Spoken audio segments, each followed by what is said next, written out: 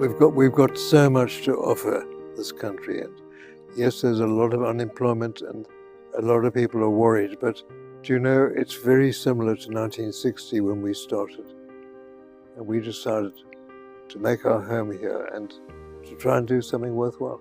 Raymond phoned me one day and said, "Wendy, I'm really under pressure. Can you come down and help me? I just need you for the morning." And that was 55 years ago. There were some great days there, but it's been a wonderful 55 years. We've been married 65, which is even more surprising. So what felt longer? What felt longer, the time within Pick and Pay or the time together?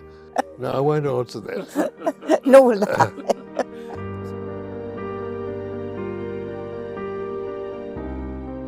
Closeness of family to me is as important as anything else. It's not just, are we having a successful business? What's our life like?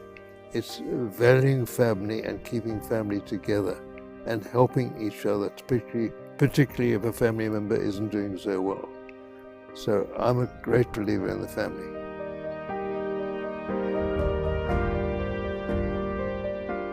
Communication, you know that? Communication, you know, when I was very young, and we got married young, when I was very young, I would build up inside and not just get very stressed and build up tension and so on. And Raymond would sit next to me and say, "What is wrong?" I was able to bring my problems to him. He didn't say, "I haven't got time for that, I'm not interested." He would listen and we would work it out together. And I think that above all, this communication that we've been able to have over all these years. Her getting her way. Deep. I'm only being sarcastic. It's been fantastic because of that.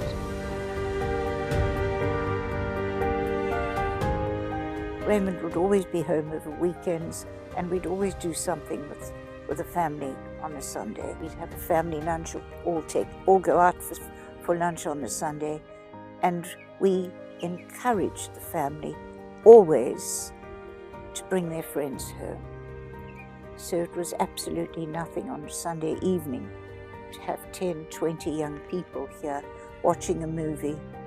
I'm making some supper for them. And we used to do that every weekend, actually. Well, there was always one boss. You know, I'm glad she's admitting it on TV. I think the understanding that consumer sovereignty is the broadest approach, not just running good stores, but caring for the country, caring for our problem areas, caring for unemployment, and getting more employment is probably cardinal in South Africa. I just think in 20 years' time, I just hope our unemployment will be much less than it is now, and people will realize that we've got so much to be thankful for in this country, and let's not tear ourselves apart, because there's so much. If one is positive in life, it's amazing what can come from it.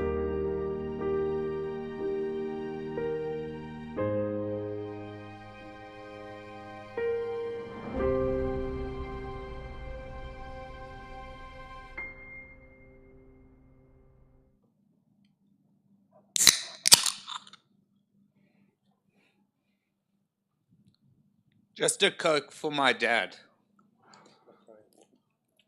Look, Good morning, everyone. I'm Jonathan, Raymond's youngest son, and also third-generation president of Clovelly Country Club, my dad's favorite place in the whole world. And a big welcome to all of you. Clovelly was opened 92 years ago by my grandfather, Gus Ackerman.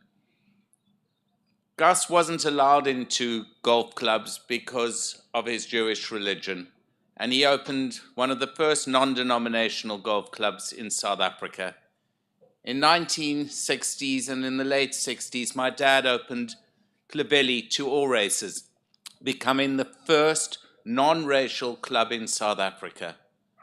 And on his 70th birthday, he started Raga, the Raymond Ackerman Golf Academy, bringing children from Masiphumelele, Ocean View, to Klebeli. And today we have over 300 graduates who are doctors, lawyers, engineers, dentists, etc.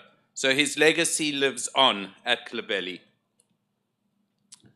On behalf of my mum, Wendy, my brother Gareth, my sisters Kathy and Suzanne, my dad's brother Bruce, and our entire extended family of grandchildren, great-grandchildren, and our spouses of Samantha, Mandy, and David, a huge welcome. Special welcome to the Mayor, Gordon Hill-Lewis, thank you, and all protocols observed. My dad had 3 loves in his life: Klebeli, Pick and Pay, family. Not sure in what order, and all of these pillars will be touched on today. I was sitting with my mum yesterday morning after picking up a Chelsea bun, Dad's favorite, and she said the heavens are crying with her today as the rain poured down. I thought that was particularly apt, because my dad never, ever cancelled a game of golf in his life. The game had to go on. It never rains at Klebeli. The wind never blows at Klebeli. Please have a look down the 10th fairway as you see the trees growing parallel to the ground to prove that there's never rain or wind here. And I sat thinking, should we postpone the memorial today? But I knew the weather would clear and we will have our game of golf today with my dad. Looking around the room, well, it's not a room, around the golf course, family and friends have flown in from all around the world. My dad's dear friend Reed from Miami, to my dad's nephews, Keith, Roy, and Leo from London and New York, to Steve, Hamish, Giuseppe from London, from Sean from London, Mustafa, Mina from London, and a very special message to my dad's dear friend and colleague, Renee DeVette. You haven't been well. You're here today. I haven't seen you. Thank you. Thank you. These are the people I've seen. I'm sorry if I've forgotten anyone else, but thank you for all being here. We have been inundated with messages over the last week, and it's not a competition, because everything with my dad was a competition in a wonderful way, but the hundreds of thousands of messages, and I pulled out 4 messages.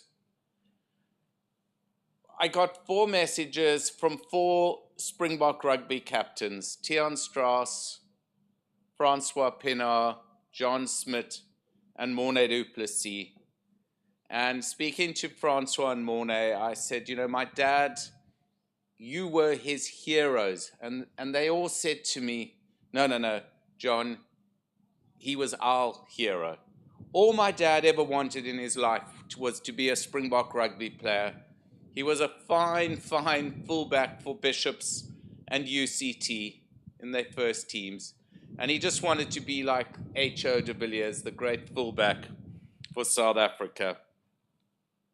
Dad, you were hugely missed last night as the whole family curled up on the couch and we watched the Springboks win. That was our time together, watching the Springboks sport, the Ryder Cup, the majors, with your children, grandchildren. Thank you again for all being here. I'm now going to hand over to our family rabbi, Rabbi Greg, who has been our rock, our mentor, and has held us tightly during this time. Over to you, Rabbi.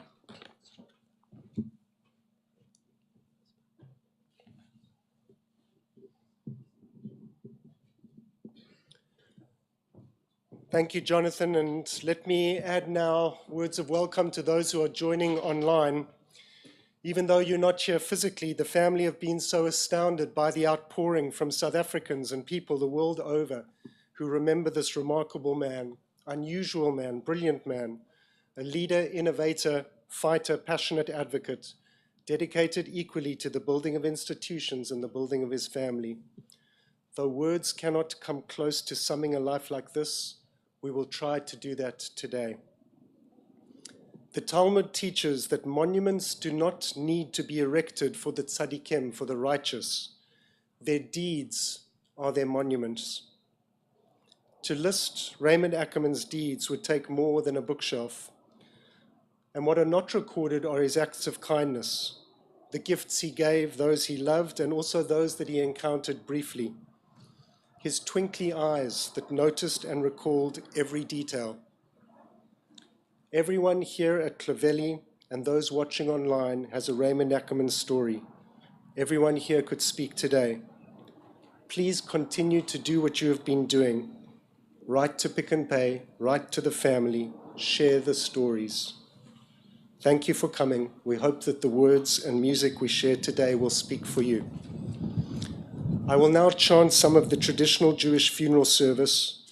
As I go, I will translate the Hebrew to English.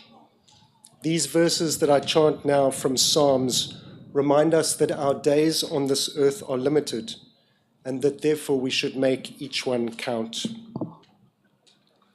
Adonai ma'adam v'ta'adehu, ben enosh v'tachashvehu, adam lehevel damayamav ketzel over.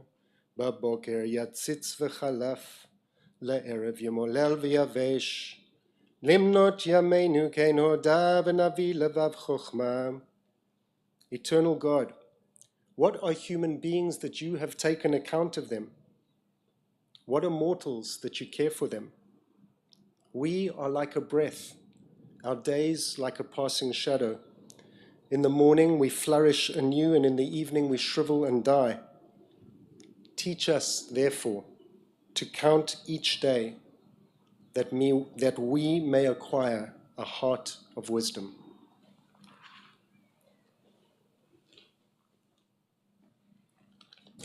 Thank you, Rabbi.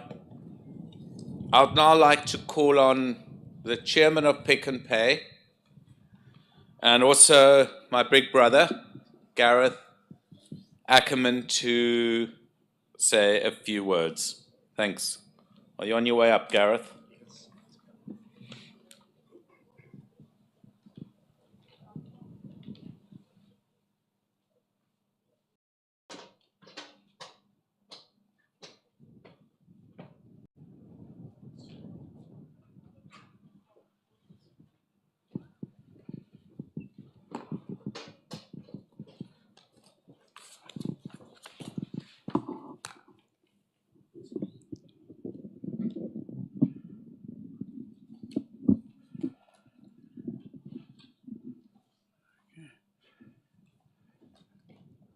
Good morning, everybody. Thank you once again on behalf of all the family for being here to pay tribute to my father. We are deeply honored by your presence and to all of those who are streaming in to this memorial. And really, fortunately, the sun has come through and the big puddle that was sitting in the middle here has dried up. And thank you for braving this weather, and thank you all for being here and being online to watch and to pay tribute to this great man. Do not stand by my grave and weep. I am not there. I do not sleep. I am the thousand winds that blow. I am the diamond glints in snow. I am the sunlight on ripened grain. I am the gentle autumn rain. As you awake with morning's hush, I am the swift, upflinging rush of quiet birds in circling flight. I am the day transcending night. Do not stand by my grave and cry. I am not there. I did not die.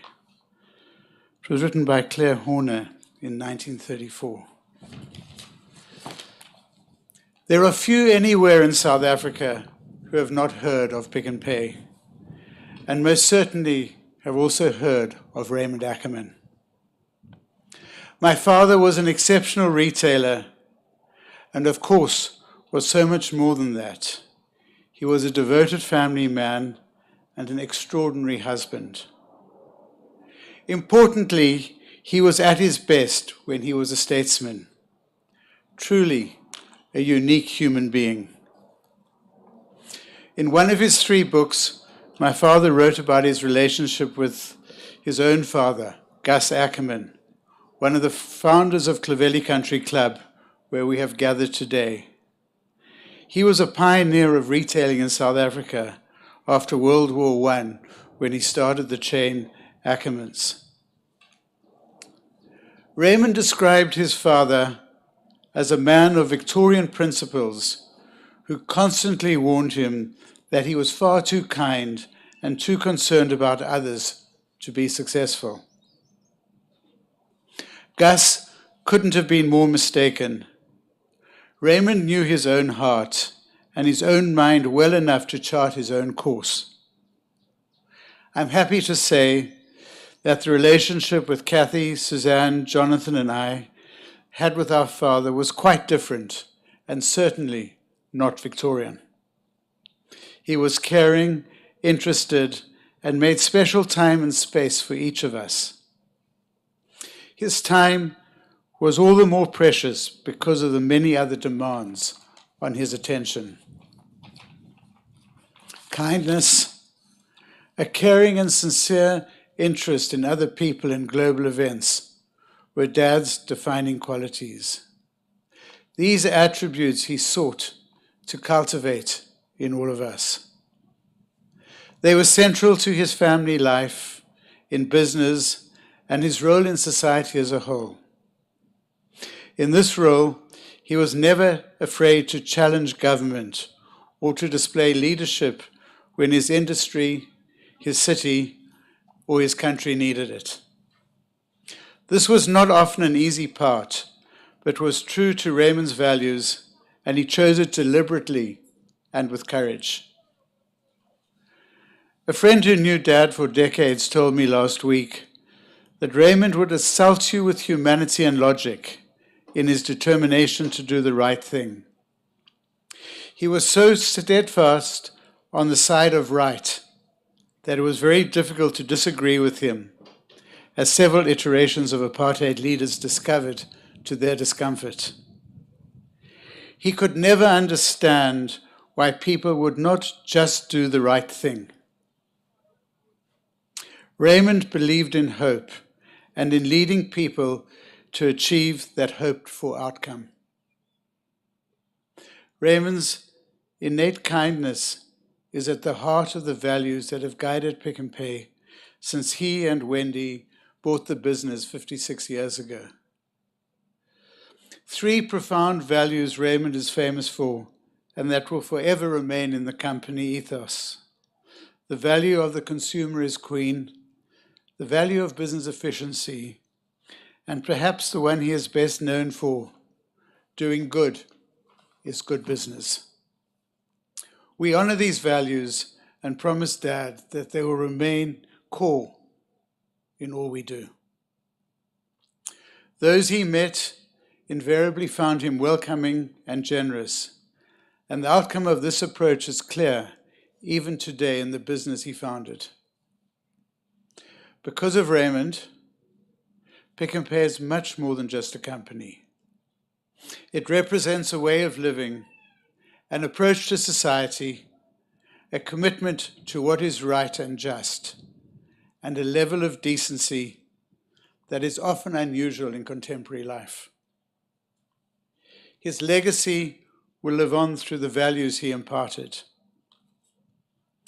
Raymond encouraged every store and every colleague to do what he spent his life doing in the face of need, to step in and help. That impulse is as strong today and an important part of my father's legacy. In the event of disaster, Pick and Pay teams are always there to play their part and help where they can.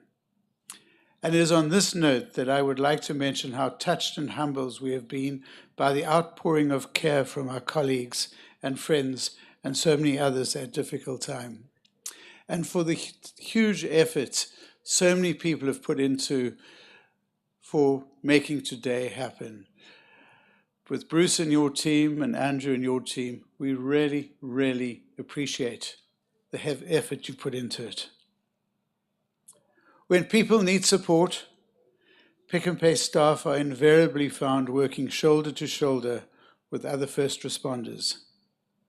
In its commitment to South Africa and the morals that guide it, Pick and Pay is truly part of everyone's life. The same credo is at the heart of Raymond's 4 legacy giving back projects, which will benefit from donations received in Dad's memory. So much of the giving back he did was helping people to get a better start in their lives. The Raymond Ackerman Academy for Entrepreneurial and Development at the University of Johannesburg, and previously also at UCT, has supported more than 2,000 currently disadvantaged young people as they start businesses. The Raymond Ackerman Golf Academy, based in the pavilion just behind us over there, provides after-school tutoring, life skills training, and golf coaching to high students from Masiphumelele and Ocean View, as Jonathan mentioned.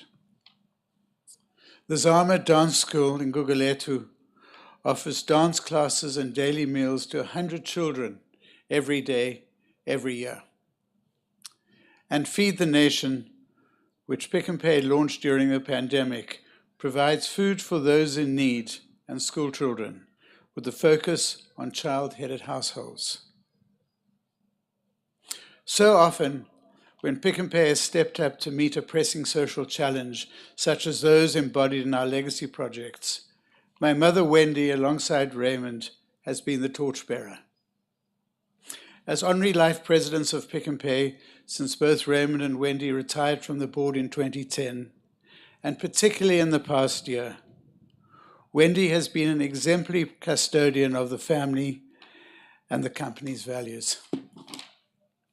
Wendy, alongside Raymond from the start, she and my father spent time in the US as supermarkets were taking off in the 1960s, leaving me as a baby with my Marcus grandparents. They returned to South Africa bursting with knowledge gained from the legendary retail guru Bernardo Trujillo, and were instrumental in the founding of Checkers. This was what Malcolm Gladwell would have referred to as a tipping point, the introduction of the modern supermarket in South Africa. They worked tirelessly together to found and keep Pick and Pay not only relevant, but dominant through decades of political and social turbulence. Words such as grit, determination, and resoluteness spring to mind. But none of them fully conveys the quality both Raymond and Wendy had in abundance. As we look to the future, we will continue to be guided by Raymond. His wish was that we should strengthen his legacy by honoring his values, while adapting to new challenges. This we are doing with focus and determination. My father always made it clear to us that the right policies grow the cake for all to share. And he believed that this was just as true in business as it is in government. He spent his life living out the meaning of the right policies, and his example will light the way as we reposition Pick and Pay for the future. Privately, Dad and I talked a lot about business, politics, and many other subjects. Unfortunately, I was not able to indulge him in the latest golf style round of golf, but we did share much together. As you would imagine, he never lost his enthusiasm for sharing the values that drove him in the performance of the company. He joined the board meetings right to the end and never lost interest in all the things around him: family, national and world affairs, and naturally, Pick and Pay. When I was a young boy, he gave me a framed poem which hung in my bedroom. A poem which encapsulated his values and held deep meaning for him. And a poem he said would be a good guide in my life. Over the years, he repeatedly returned to these lines as we discussed the way we should live and the philosophy of life. In closing, I'd like to share some of these lines, which I've extracted from Rudyard Kipling's If. And I always remember that framed picture that was in my bedroom. If you can keep your head when all about you are losing theirs and blaming it on you. If you can trust yourself when all men doubt you, but make allowance for their doubting too. If you can wait and not be tired by waiting or being lied about, don't deal in lies. Or being hated, don't give way to hating, and yet don't look too good, nor talk too wise. If you can talk with crowds and keep your virtue, or walk with kings, nor lose the common touch, if neither foes nor loving friends can hurt you, if all men count with you, but none too much, if you can fill the unforgiving minute with 60 seconds worth of distance run, yours is the earth and everything that's in it, and which is more, you'll be a man, my son.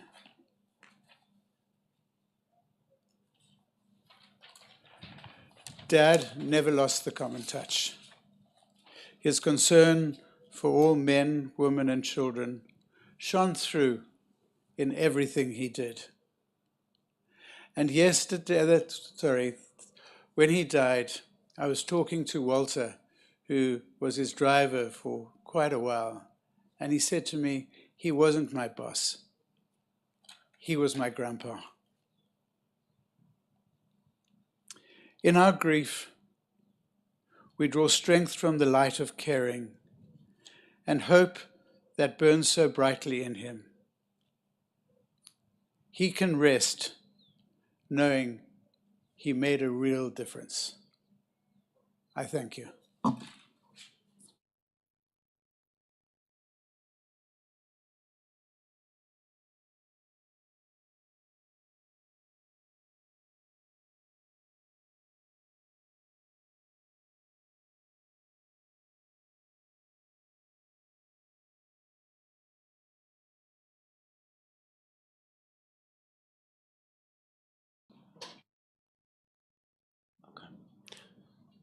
So I just want to welcome my colleague, Archbishop Thabo Makgoba, from the Anglican Church, as well as my rabbinic colleagues, Rabbi Popak, Rabbi Emma Gottlieb.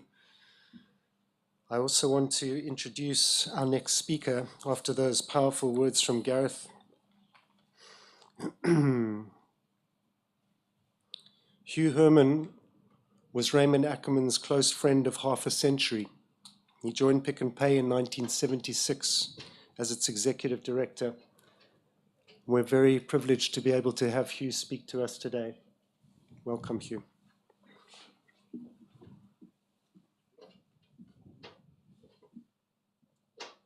Morning. I've known Gareth for years also, and he frequently said he never wanted to speak after me, but Gareth, I'll return the compliment.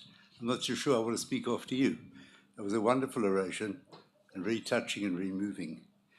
Now, Clovelly was very close to Raymond's heart. He loved the place, and I think it's appropriate that we have his memorial here. he was so important to him that one of the conditions he made, in fact, the only condition he made when I joined Pick n Pay, was that I had to become a member of Clebelly. One thing he didn't do was offer to pay the entrance fee, but nonetheless, I became a member, and I also have spent many happy years here. A wise old Roman philosopher, Seneca, said that as in a story, so in life. It's not how long it is that matters, but how good it is. Now, Raymond had a long life and a good life, and more importantly, a well-spent life. I'm not going to repeat all the things that have been said already about his achievements. They are monumental, and he will certainly be remembered for a long time to come, not only for being a great patriot, a great entrepreneur, and a great person. He will be remembered for somebody who did good always. There are three milestones in life that are important, three attainments that one can have.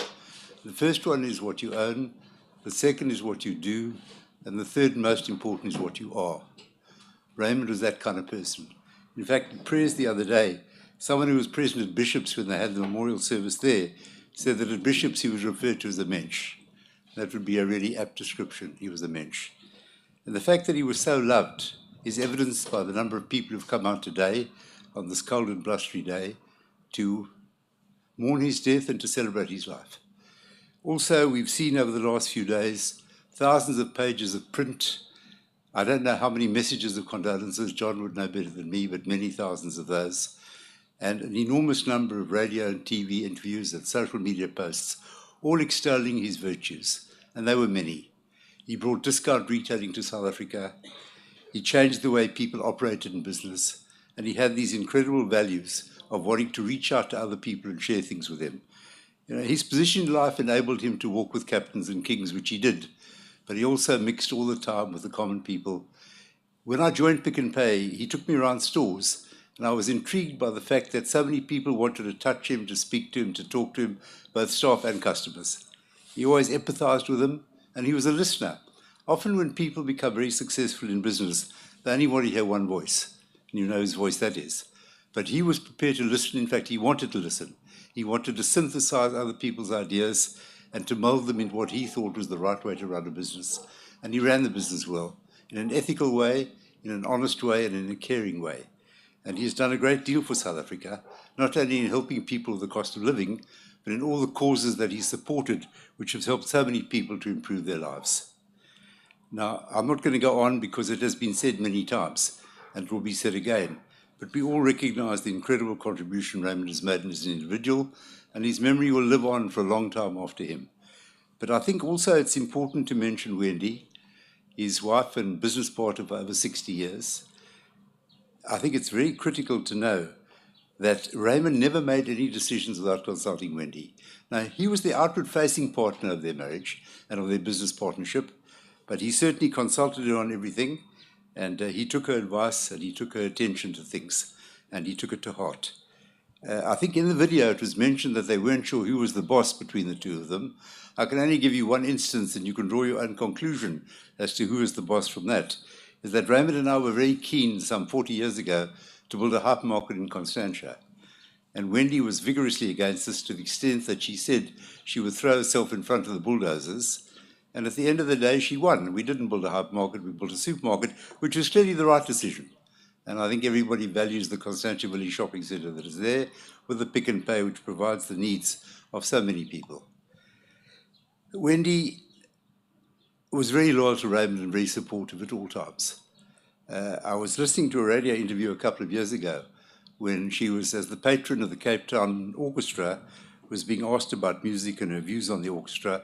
And the interviewer said, "And does your husband share your passion about music?"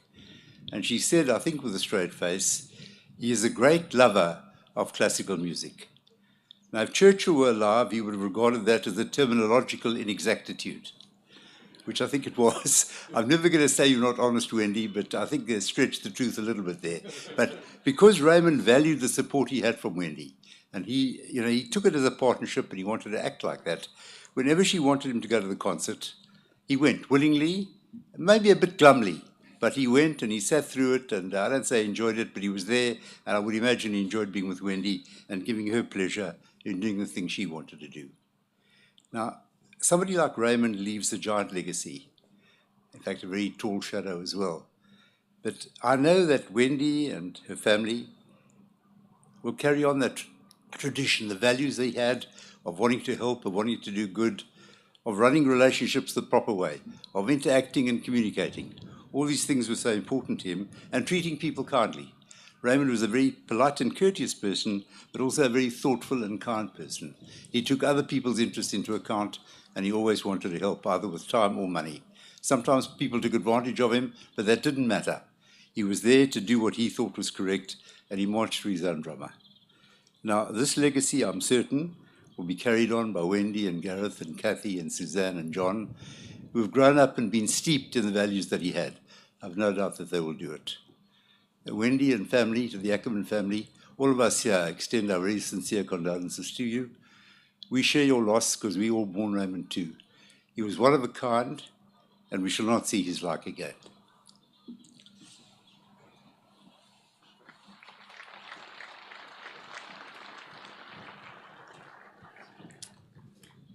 Thank you, Hugh, for those beautiful words. And I've always marveled at Hugh. He never has a piece of paper, never repeats himself, and beautifully eloquent. Thank you. I'd now like to ask Audrey Matupi, close friend of the family, non-executive director at Pick n Pay, just to come forward and say a few words. Thank you, Audrey.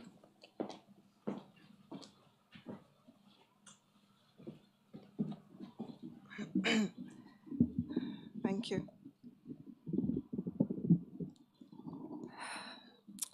Good morning, the Ackerman family, friends, Pick n Pay family, and everyone with us today.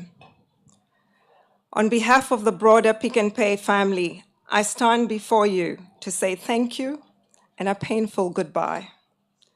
Raymond Ackerman was the kindest, humble, and most deeply caring human I've had the privilege of working with. My first meeting with Mr. Ackerman was almost 10 years ago. I had boarded the 6 a.m. flight from Johannesburg to Cape Town for my final board interviews, where I was to meet Mr. and Mrs. Ackerman. I was filled with excitement, admiration, and had more than a little starstruck anticipation. Whatever happened, I knew that day was special, but I was not prepared for what did happen next. Upon arrival at Pick n Pay headquarters, Mr. and Mrs. Ackerman were waiting, but Mr. Ackerman personally received me at reception, and waiting to meet me at the door of her office was Mrs. Ackerman. Holding my hand, she ushered me to a seat. They asked that I call them Raymond and Wendy. Raymond asked what I would like to drink and personally made me a cup of tea. The humility, kindness, service, and genuine concern for me was as clear as daylight. This is not just my story. It is who Raymond was with everyone. Fast forward 10 years. This morning, I was on the same early 6 a.m. flight to Cape Town, flying to say goodbye. This time, I have a heavy heart. I'm filled with sadness, but I'm also thankful for all the goodness Raymond brought to us all in South Africa. Raymond was ahead of his time. He was the best retailer, an innovator, and most of all, a champion for both consumers and all employees. Thank you for paving the way and embodying the principles of ESG, environment, social, and governance, long before these doing good business principles were considered key to business. Thank you for giving us globally sought-after masterclasses in business every time you spoke in our board meetings. I know for certain that each board member present today cannot imagine our next meeting without you. Wendy, the first day we met, you held my hand and walked me into your office, completing the journey I had started that morning in Johannesburg. Today, I promise to hold my hand out for you, as will every Pick n Pay family member, I also know that every consumer, father, mother, student, child, you both touched, wherever they are right now, will do the same.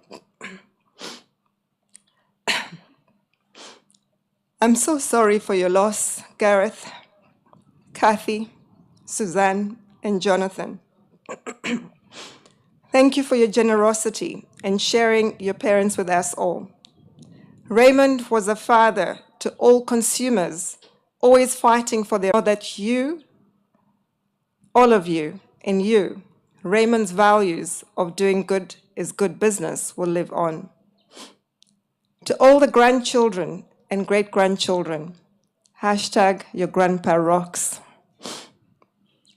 I don't remember when it started, but every meeting, my greeting to Raymond was, "Hello, young man."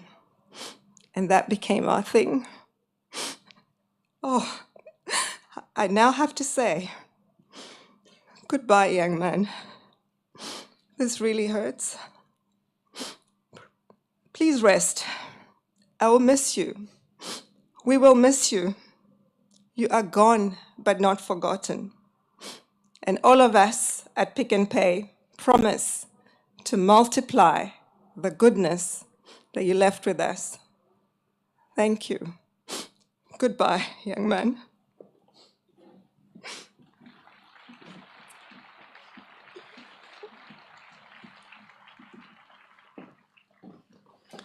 Thank you, Audrey, for those moving words.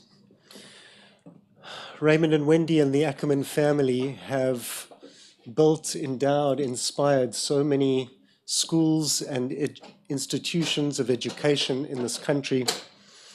And one of them we are going to hear from now as I invite the Herzliya Vocal Ensemble to come forward. Herzliya School, where please do come forward, Ivor and the vocal ensemble.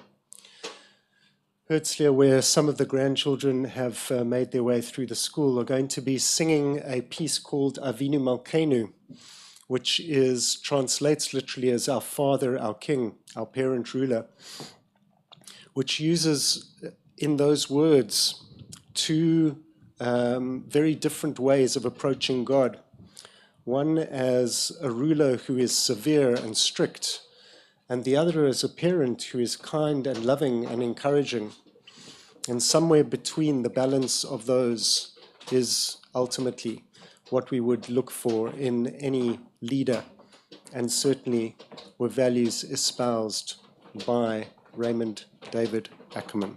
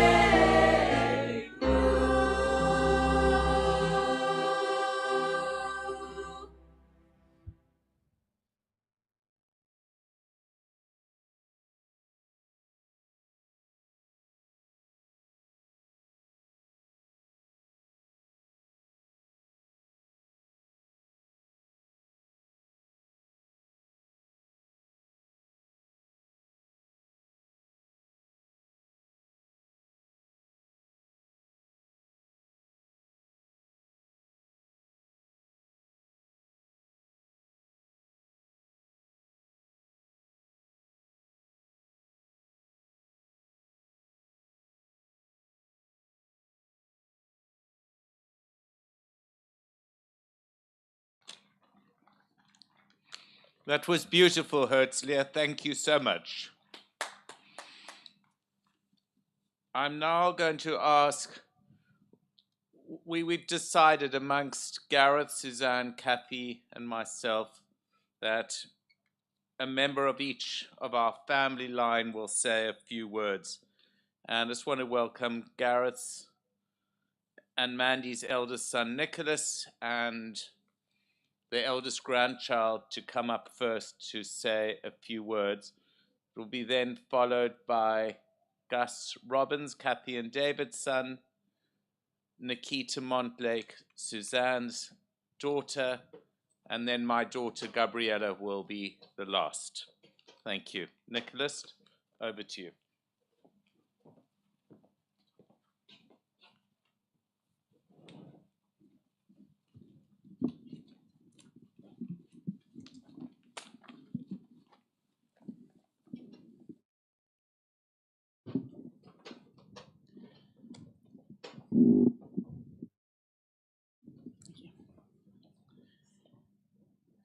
Good morning, everyone. For those of you that don't know me, and John just introduced me, I'm Nicholas, Raymond and Wendy's eldest grandchild, and Gareth and Mandy's eldest son. Over the last couple of days, I've been reflecting with my sister Emma and my brother Benjamin about Gramps' life, thinking about the legacy he leaves behind, as well as celebrating an incredibly well-lived life. Raymond was so much more than a grandfather to us. I've been extraordinarily lucky to have Gramps take an interest, guide, and compete with for the last 37 years.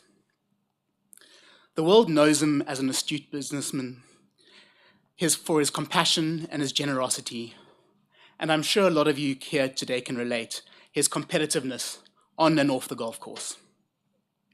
And of course, I experienced all of that. But being one of his grandchildren, we got so much more. We got his unconditional love, his undying support, and hours upon hours of his precious time.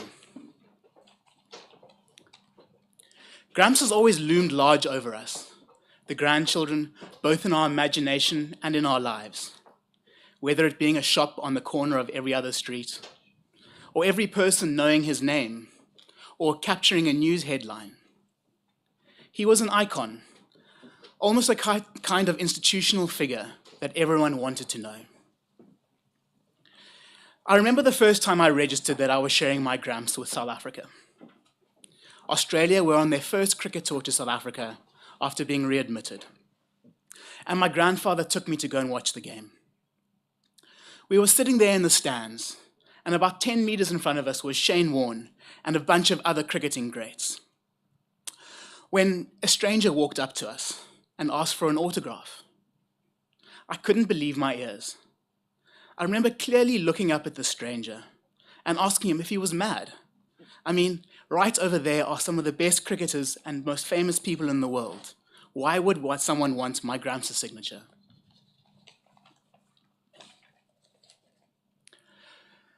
Sport was a major part of my grandfather's lives, and he would often come watch my games as well as our other cousins, whether it be rugby, water polo, or music concerts. Family has always been very important. Since my little family have moved back to Cape Town, the great-grandchildren have had tea with Gigi and Grandpa Great just about every Sunday. This is the highlight of Rosa, Lucy, Arthur, and Clemmie's week. Despite him needing a stick at the end, Arthur, my son, grabbed Grandpa Great's hand and dragged him to look at his plastic motorbike. Regardless how tough this was for him at the end, all he wanted to do was to make his family happy and show an interest. As I got older, so our relationship evolved. It went from being a grandfather-grandson relationship to one of being one of my closest friends, speaking in person or on the phone just about every week. Gramps showed me that true success is not measured in financial terms, but the positive impact you have on others. This has never been more evident than with the thousands of messages we have received this week from all walks of life. I know through all of his relationships with his grandchildren, he was a guiding light, a source of wisdom, an embodiment of resilience. His life was testament to the power of determination and compassion. In his later years, Raymond showed that age should never be a barrier to pursuing one's passions.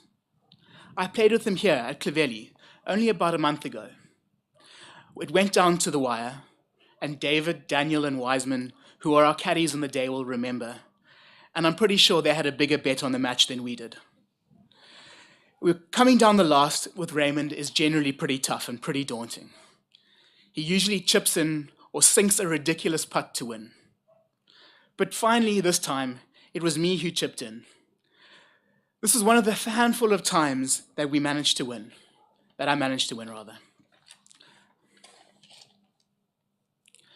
There are a couple of traits of my grandfather that stick out to me that I hope to emulate. His passion, his kindness and compassion, his unyielding curiosity in all things other than technology, and a sense of humor. Gran, you're clearly the neck that turned the head. All these memories with Gramps would not have been possible without you. Your enduring patience, support, love, and sense of humor have been felt by us all.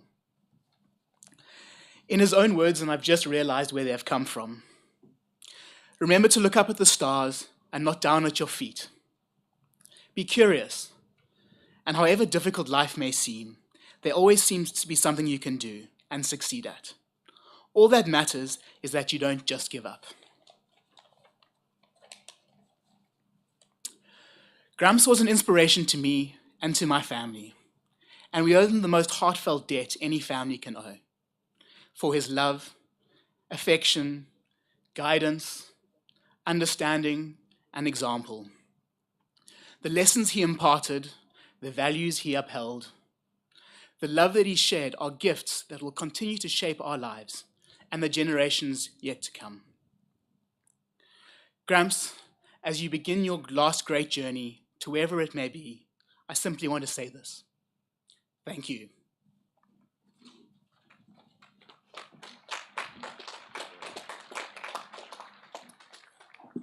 Thank you, Nicholas. That was beautiful. You know, as you mentioned, the cricket, I remember sitting with Dad at cricket at Newlands, and they had this wonderful ice cream salesman, I'm sure a lot of you will remember, and he used to walk around the front of the field, and he goes, "Hey, there's Raymond Ackerman. This whole section, ice cream's for free from Raymond." And he looks at me and he goes, "It's great marketing, John. It's great marketing." I'd now like to ask Gus Robbins, Kathy and David's younger son, to come say a few words. Well, only son, as far as I know. Mom and Dad, please correct me if I'm wrong. Hi all. Can everyone hear me at the back? My name is Gus, not to be mistaken with the Gus that John and Gareth spoke of. I'm not my grandfather's father. The term Colossus has been used to describe our grandfather, father, great-grandfather, brother, husband. Now, I'm fond of this term being used, for my grandpa's vision reached heights that surely only a giant could see. It stretched across jagged earth with strides that surely only a colossus could. Yet, if he were a colossus, surely he would be casting a shadow on us, then and now. All those who had the privilege of standing near him, being with him, knew that he didn't cast a shadow. And I'm sure we can all agree these days have been dark, but we are not in darkness. These only happen in 2 to 4 hour periods. I'd recommend all those who've come from afar to check the Eskom load shedding times. No. I know this because when the light of our Grandpa Ray faded, I expected to be thrust into darkness. We all did. But I look down now, as I did then, and look up, and there's only light. And squinting and looking closely, it's not a singular source like the sun. It's not a singular orb, but a vast network, 1,000 points. My grandfather loved the quote from George Bush Sr., which talked to, and I quote, "a brilliant diversity, spread like stars, like 1,000 points of light in a broad and peaceful sky." Whilst he humbly credited George Bush Sr., my grandpa did more than simply recite these words. He ignited these beams, these points of light. When he walked up to you, he saw us. With his eyes as the beacons of his heart, he would awaken our own light. Now, science has recently caught up to what Mr. Gramps was doing. In 2022, the Nobel Prize for Physics was won by John Clauser and his team, who, in the 1970s, conducted a series of experiments that established the idea that objects, particularly particles, do not have definitive properties until they are observed. Only when one looks at a particle is its polarity defined as either positive or negative. Now, what this points to is the power of the gaze. Our beloved Gramps' power of seeing. We all perform these miracles each time we open our eyes. Yet in a time when so many people were not allowed to be seen, the simple act of seeing became radical. And he saw, and this was transformative. But do not be fooled though. My Gramps was not a practitioner of science. Like Nikita, I had the privilege of going to the College of Magic when I was young. And there they taught us how to be illusionists, but they offered too that magic was possible. And now recently I've understood what it means to be an illusionist versus a magician. The illusionists demand spectacle. They arrive. They ask you to observe what is being changed. They take payment and they leave. The magic was momentary. It was all a trick. The magician, however, enacts change for its own sake, alters the course of history with a spell, sacred incantations, or maybe a set of principles. The magician wants good only for good's sake, and they do not demand that you see the transformation, but they show you how easy it can be. And as a magician, Gramps did not ask for payments. In fact, he rejected the appraisal of profit. Indeed, on top of the four legs of the table sat the consumer, not profits. I believe the principal currency that our grandpa dealt with was not a financial asset, but was that of hope. And I'm sure we can all agree that we are all indebted to him. But if we are to pay him back, hope is a fungible currency, and we can only pay him back if we accept hope. Now, to mourn a loved one is painful and personal. This man was in the room when I was born, when all my cousins were born, my sister. He was my mother's father. Yet, to see, hear, and most importantly feel all the lives he has touched, not only across this field, but across the country, it overwhelmed me. It surprised me. I asked, how could one heart contain so much? This is the lesson that Gramps has taught me in the wake of his death. That we shared our grandfather, father, husband, great-grandfather, brother, with you, and indeed the nation. What an honor it has been to share him. What an honor it has been to know him. I would like to finish with a quote from George Bush Sr., but I would like to amend it because I believe Gramps has changed the precedent of the quote, given a new weight. Keep moving forward, always forward, for a better country, for an endless, enduring dream, and a million points of light. We'll miss you, Gramps.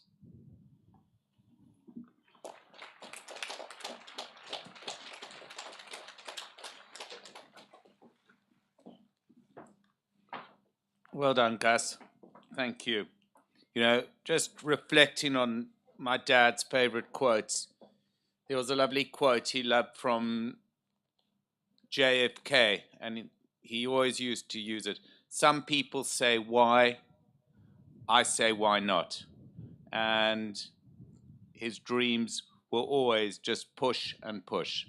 Now I'd like to ask Nikita Montlake, Suzanne's second daughter, third child, to say a few words. That we also know of.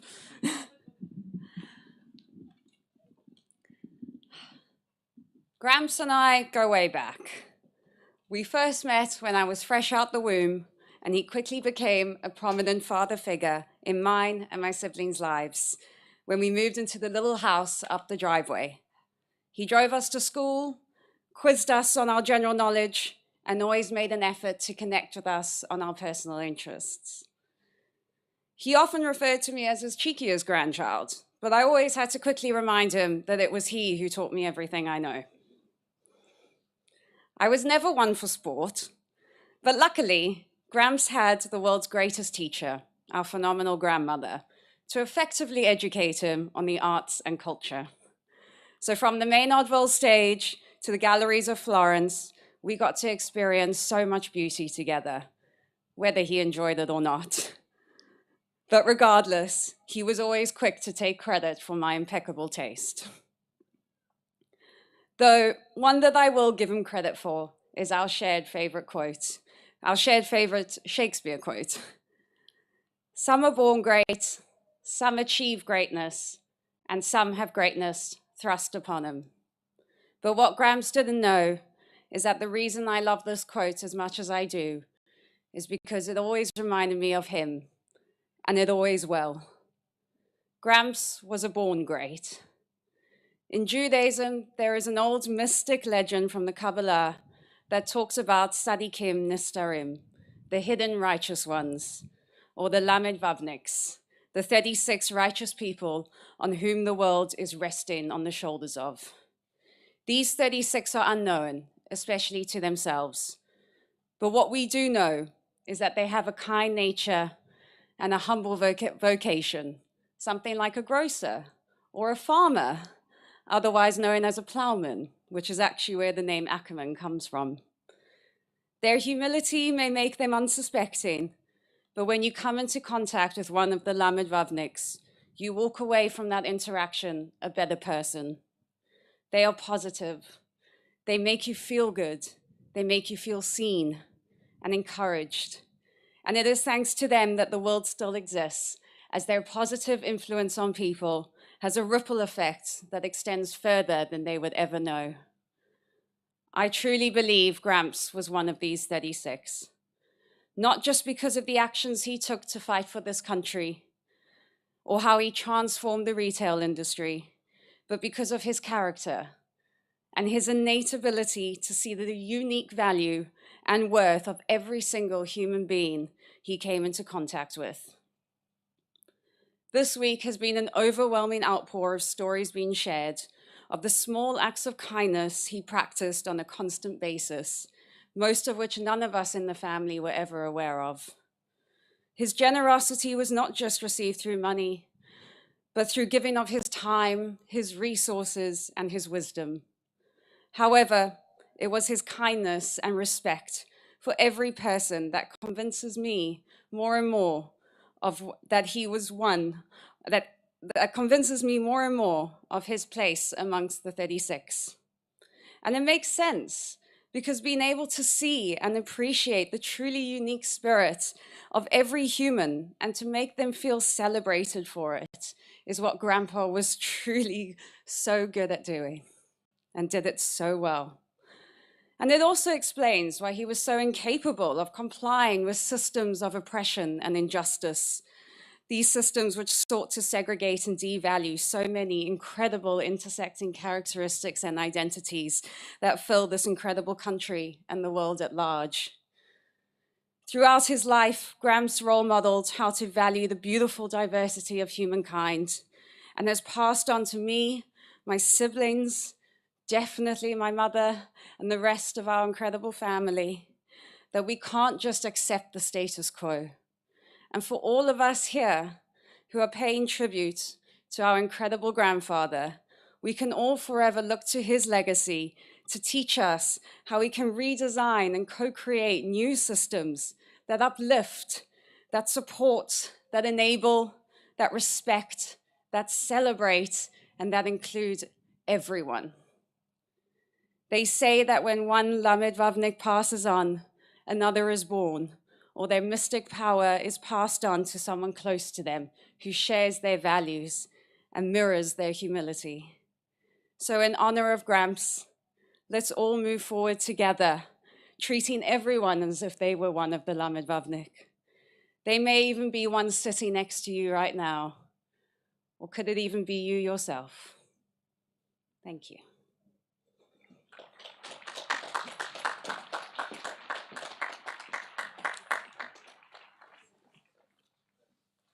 Beautiful words, Nikita. Can you see why my siblings and I decided to let the grandchildren speak? I think they're a little brighter than us.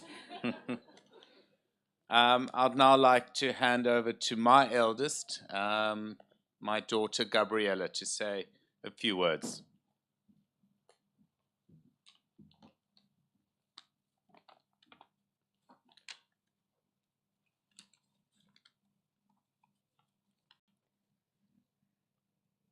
In the intricate dance of human existence, it is through touch that we weave the contours of memory into an ever-unfolding archive. Through touch, we remember. In the subtle caress of a loving hand, in the embrace of an untethered bond, we find solace and connection. Today, as we gather to celebrate a remarkable life, we reflect on the profound role his hands have played in shaping the lives of millions. His gentle hands were a constant presence, a source of comfort, guidance, and unwavering support. Through the hand, a seemingly simple conduit, the world transforms from a mere collection of stimuli to a tapestry of perception, cognition, feeling, and ultimately memory. Through this journey of remembrance, we recognize that our most enduring recollections are often imprinted on us through the language of tactility. And it is through the memory of these touches that intergenerational threads will continue to be woven. His tortoise-shell DuPont pen resting gently in his hand, a billiard cue pulling back with total ease, a black cat generously lathered butter knife on a Friday night, Peter Fry ski poles retiring at 80, a cigar before my time, flushing a 7-wood on the par 3/16 for a hole-in-one, a glass of iced Coca-Cola, the simple double tap on any table, ending a story, a meeting, or signaling his departure. Rock, paper, scissors with his hand never quite making it behind his head, exposing his play time and time again. His love language, a handhold and squeeze. Taking these tactile memories and weaving them into the tapestry of our lives going forward, we understand the role hands have to play. From the meticulous discipline of journaling, daily diary entries, and the publication of 3 books, we hold on to the importance of archive building, documenting the small things, details, and dates. Through our hands, we will remember him in every golf swing and Ryder Cup weekend, the ever-present grandfather on any sporting field and around every water polo pool. Through the fervor of sport, we take forward the beauty of resilience, the grace of victory, and the humility of defeat. Through hands, we remember how the subtle tap of a finger could gather and hold the attention of any room. His presence was felt not through loud pronouncements, but through harnessing the power of a listener. How in the touch of a hand, you can feel the essence and strength of a man. His hands, so gentle and wise, were more than mere instruments of action. They were his conduits of love, of wisdom, of connection. Like silent storytellers, they have left an indelible mark in our lives, a legacy that stretches far beyond his physical presence. As we carry his memory forward, let us remember that in the touch of our hands, we hold the power to shape and enrich the lives of those around us. We are reminded that it is in our hands to craft a legacy of love, compassion, and humility that will resonate through generations to come.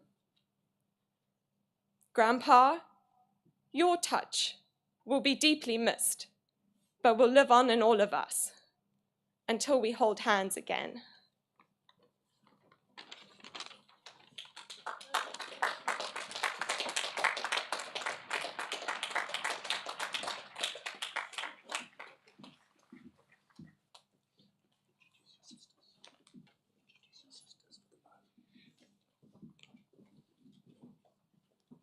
I think that was an incredible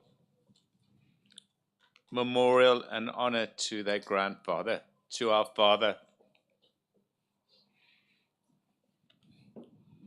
I love you guys.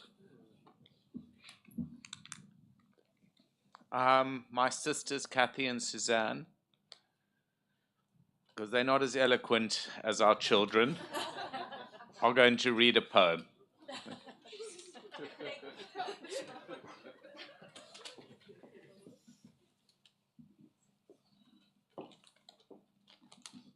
So many beautiful words in this beautiful place our father loved, and the sun shone today. Our mother Wendy asked us to read this poem with poetic license, changing the name to Reuben Ben Gershon. It was written in 1838 by Lee Hurst. Reuben Ben Gershon, it's written in his name. Reuben Ben Gershon, may his tribe increase, awoke one night from a deep dream of peace, and saw within the moonlight in his room, making it rich and like a lily in bloom, an angel writing in a book of gold. Exceeding peace had made Reuben Ben Gershon bold, and to the presence in the room he said, "What writest thou?" The vision raised its head, and with a look made of all sweet accord answered, "The names of those who love the Lord." "And is mine one?" said Reuben. "Nay, not so." Apologies. That's okay. "And is mine one?" Reuben said. "Nay, not so," replied the angel. Reuben spoke more low, but cheerily still, and said, "I pray thee then, write me as one who loves his fellow men." The angel wrote and vanished. The next night it came again with a great awakening light, and showed the names who love of God had blessed. And lo, Reuben Ben Gershon's name led all the rest. Dad, I pledge to you, standing here in front of our Pick and Pay colleagues, our beloved mom, the family, and on the slopes of this exquisite place that you called home, and your grandfather and my grandfather and your father loved so much, I pledge to ensure that the currency that you knew and lived by, as Gus has spoken about, of goodness and kindness, is the only currency that we will take forward to the next generations. We love you.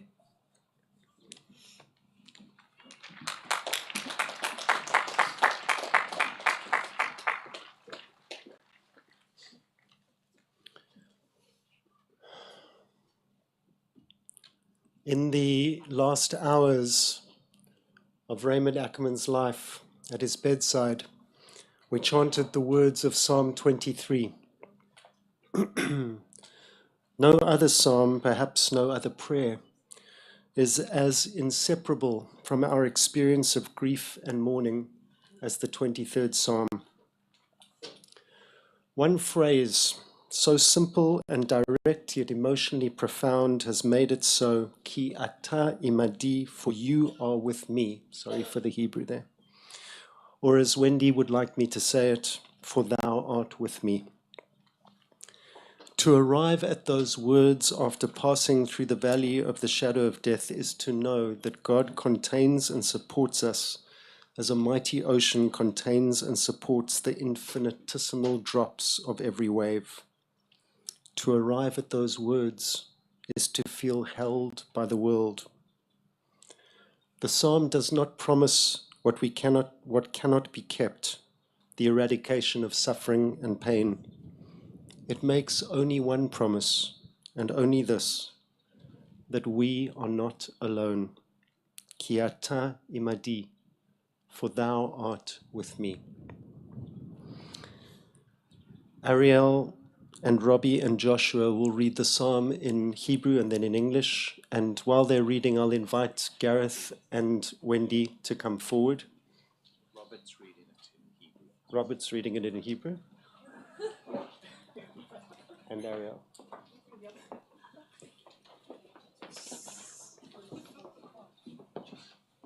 Hebrew first.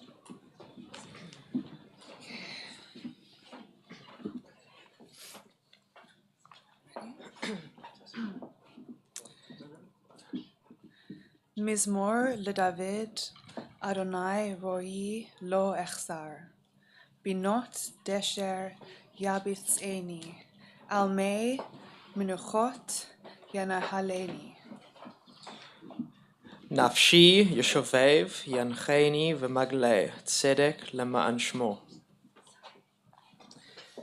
גם כי אלך בגיא צל מוות, לא אירא רע, כי אתה עמדי. שבטך ומשעתך המה ינחמוני. תערוך לפני שולחן נגד סוררי, דשנת ושמן ראשי, כוסי רוויה. אך טוב וחסד ירדפוני כל ימי חיי ושבתי בבית אדוני לאורך ימים.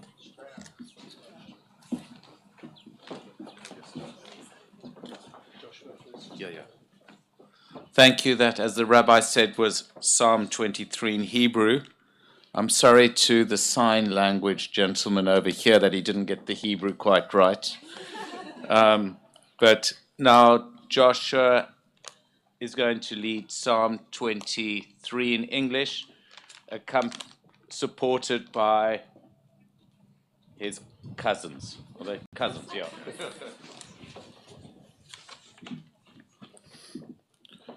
God is my shepherd, I shall not want. God makes me lie down in green pastures, leads me beside still waters, and restores my soul. You lead me in right paths for the sake of your name. Even when I walk in the valley of the shadow of death, I shall fear no evil. For you are with me. Your rod and your staff, they comfort me. You have set table before me in presence of my enemies. You have anointed my head with oil. My cup overflows. Surely goodness and mercy shall follow me all the days of my life. I shall dwell in the house of God forever.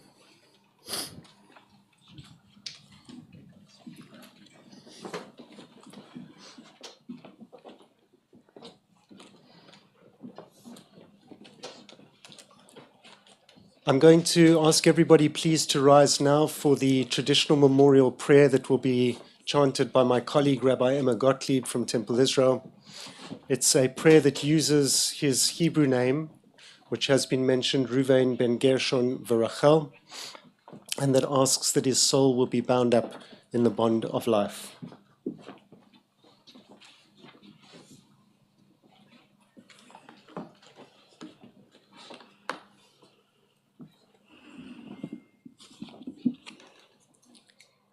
El Malei Rachamim שוכן במרומים.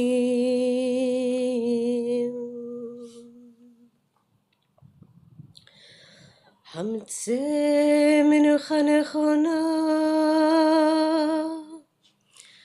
תחת כנפי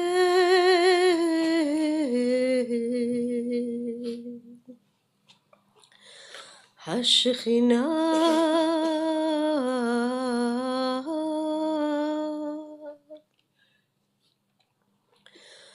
עם קדושים וטהורים כזוהר הרקיע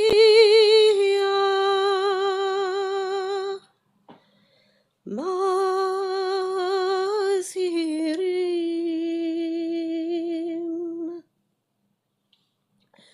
את נשמת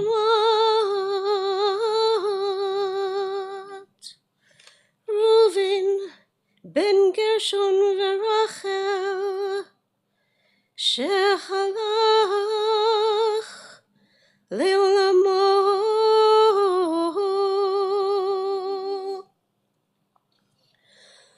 בעל הרחמים, הרחמים,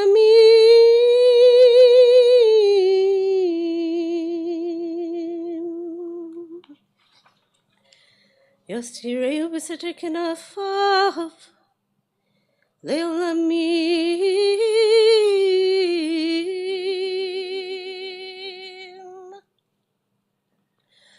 ויצרור בצרור החיים את נשמתו.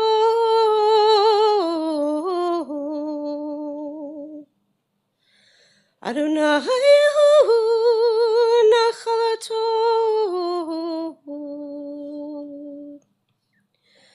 וינוח בשלום על משכבו ונאמר אמן.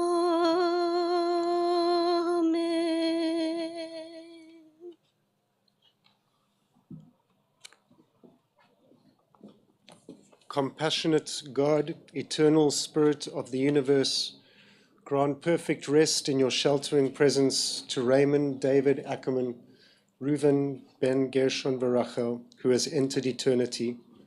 God of mercy, let him find refuge in your eternal presence, in the shadow of your wings, and let his soul be bound up in the bond of everlasting life. May he rest in peace, and let us all say, Amen. The family will now recite Kaddish. The Kaddish is the Jewish mourner's prayer, which in its words does not mention death. In fact, the opposite. It blesses the power of life. Kaddish is not a private prayer. It is recited in community.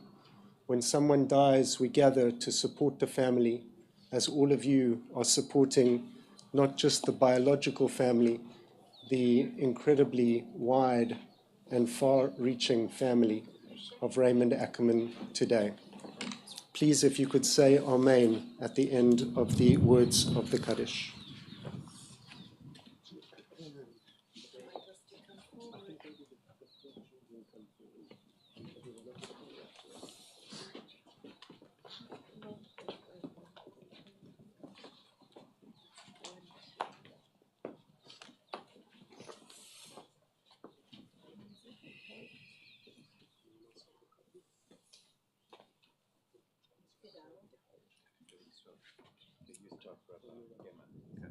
יתגדל ויתקדש שמי רבה, בעלמא דברה חירותי וימליך מלכותי, בחייכון וביומכון ובחיי דכל בית ישראל, בעגלה ובזמן קריב ואמרו אמן.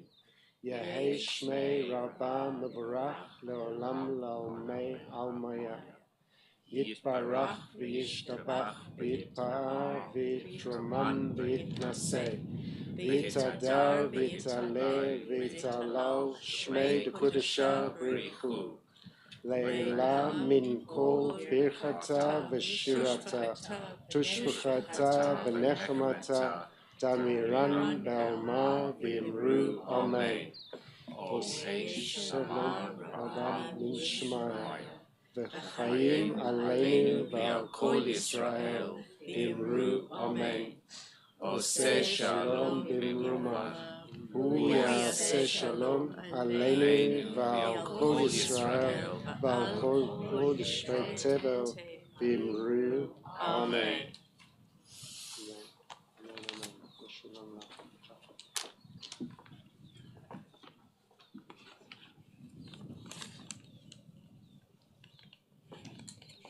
We're now just going to have a short video of the Zama Dance School, which was spoken earlier about by Gareth.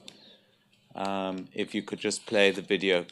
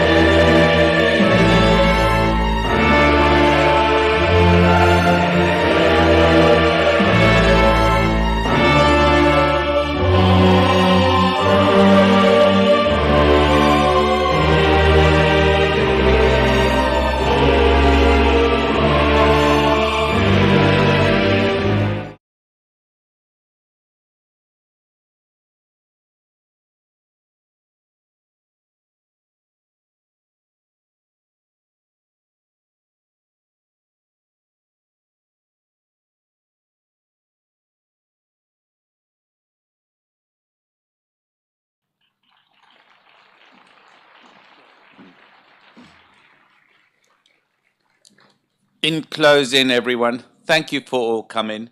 The sun is baking down on me. Glebeli, again, Dad, we can play our rod. Just some thank yous to Tamara, who's been with us always from the start. Huge support. We've mentioned Bruce Parker Forsyth and his team. Incredible job putting this together in the weather and the pressure you had to deal with. Andrew Mills from Pick and Pay, Peter Boone, and the whole P&P team, thank you. To Paul, Jessica, John at Klebeli, thank you, thank you, thank you. To Freya, Sonia, Janine, Yvonne at the family office, your unbelievable love and support of us has has not gone unnoticed. Thank you. Please join us for peanut butter, Coca-Cola, buns, and afterwards. But before we close, I'm going to ask Nicholas, Joshua, Tom, and Alex to just stand on the left there, and for Emma and Benjamin to please drive my dad's golf cart to the side there, and we're going to hit some golf balls in memory of my father. And while we're doing that, a song is going to play. The song is written by my mom's bridesmaid's son, Daniel Heyman, B. Heyman, my mom's best friend. He wrote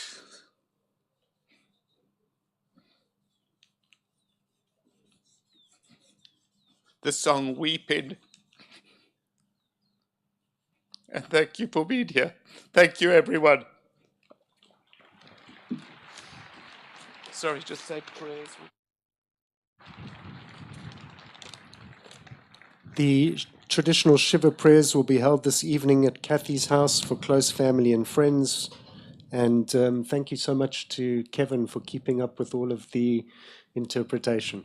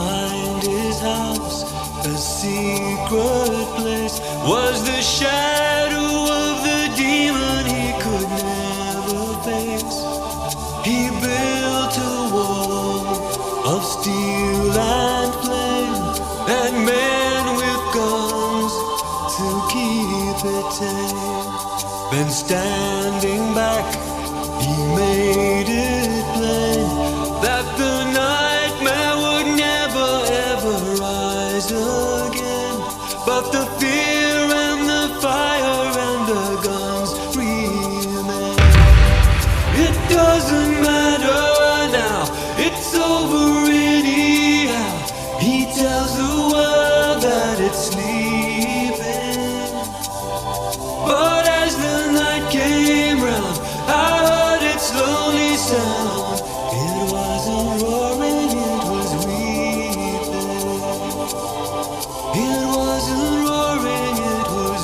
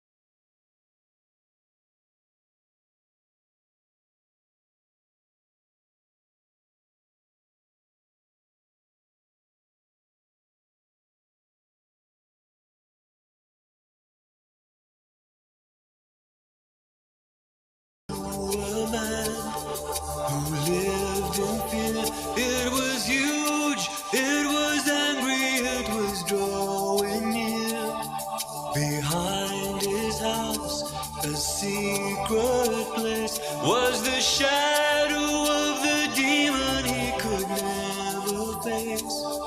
He built a wall of steel and flame, and men with guns to keep it tame. Then standing back, he made it plain that the nightmare would never ever rise again. But the fear and the fire and the guns remain. It doesn't matter now, it's over anyhow. He tells the world that it's sleeping. But as the night came round, I heard its lonely sound. It wasn't roaring, it was weeping. It wasn't roaring, it was